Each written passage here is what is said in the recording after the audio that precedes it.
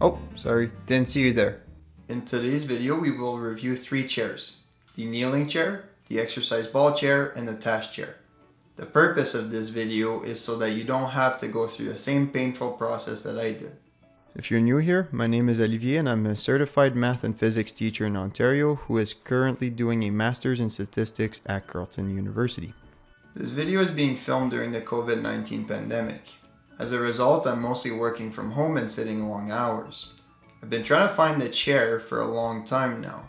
On top of that, I have a hip condition that makes things more complicated. Even after many trials, I still couldn't find the chair that I would be able to sit in it for a decent amount of time without being in pain. Luckily, I now have a chair that I'm very happy with, and that is the Knoll Generation task chair. Let's get into the meat of this video and let's review all 3 chairs, starting with the kneeling chair. As you can see, a big advantage of this kneeling chair is the different angle compared to most chairs. Usually you're sitting at a 90-degree angle, whereas this one, you're more than 90 degrees and it's supposed to open your hips. Given my hip condition, I actually do find this pose pretty comfortable. However, I've heard some people complain about their lower backs when sitting like this for a long time. The other disadvantage of this chair is when you have to write on top of a desk, you end up having to hunch over quite a bit. The height is somewhat difficult to adjust, but can be done by spinning this little wheel. Note that this chair does not have armrests, which might be a deal breaker for a lot of folks, and it tends to be uncomfortable when sitting for a long time on the knees. Maybe it's just this chair that doesn't have enough cushioning, but a lot of your weight is distributed on your knees and your butt depending on how far forward you're leaning or not. In terms of pricing, I'm not sure what these chairs usually retail at. I got lucky and I found one on Facebook Marketplace for $50. Sure, it was used, but it's still working great. One of the main drawbacks of this chair, honestly, it's how much hair it picks up. We have a cat now and within 2 days it's full of fur. Let's now review the exercise ball chair. One of the cool features of this chair is that you can remove the ball entirely if you want to either sit on it or even use it for exercise. I think the premise behind buying an exercise ball chair is that it's supposed to keep you more engaged and active in your sitting. However, when sitting in the chair, I find myself not moving much more than I would in a regular chair. Furthermore, there's zero back support or even armrests. Personally, I didn't find too much comfort in this chair. My hip would still hurt after sitting for too long, and my back would start to ache after a while because there's no support. Another downside of this chair that some people might find a big deal, I didn't personally, but it might be noisy when you get up and down because it is rubber rubbing on plastic. And one thing that I found is that when I bought it, the ball had some kind of glue on it, a black glue. So make sure you get rid of that before you sit because it is going to stick to your clothing.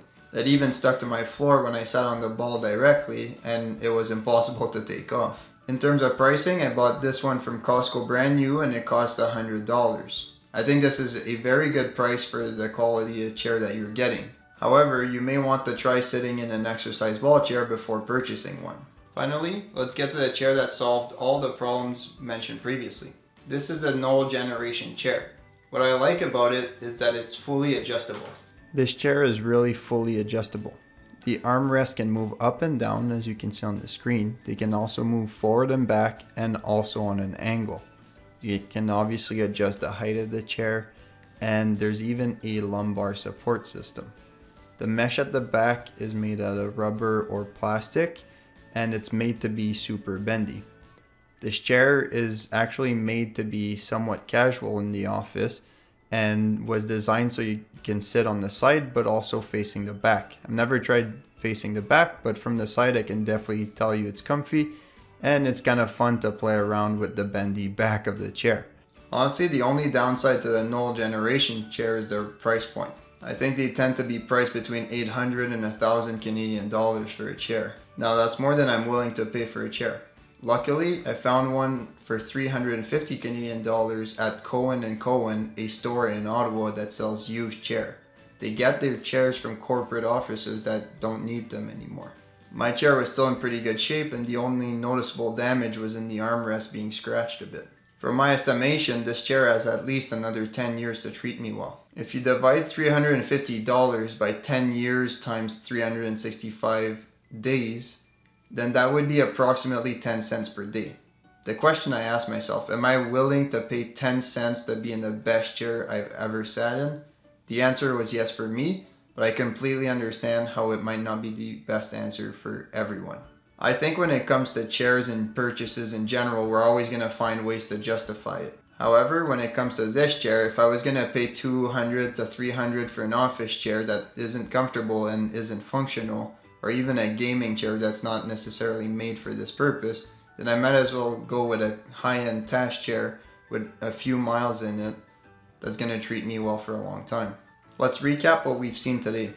The kneeling chair might not be for everyone as a main chair because it is painful to sit in for a long time. However, if you can find one for a reasonable price, it might be a good option to have as a second chair to switch between 90-degree angles and a bigger angle for your hips.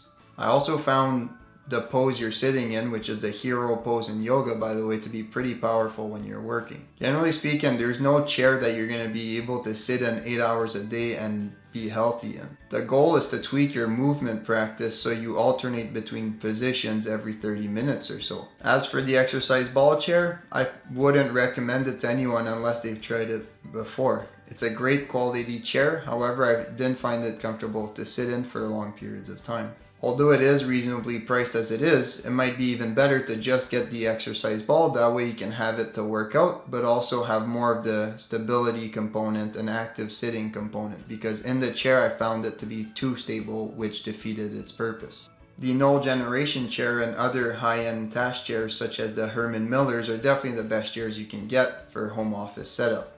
However, their high price point isn't for everyone. I would recommend buying one used if you're lucky enough to do so, but otherwise just get a good office chair or a good gaming chair. That should probably do the job. At the end of the day, you want a good chair because you want to do some good work while staying healthy. There are many other factors such as sleep, diet, and exercise which are way more important when it comes to getting good work done and having a healthy body. So make sure you take care of the big rocks before getting stuck in the nitty-gritty.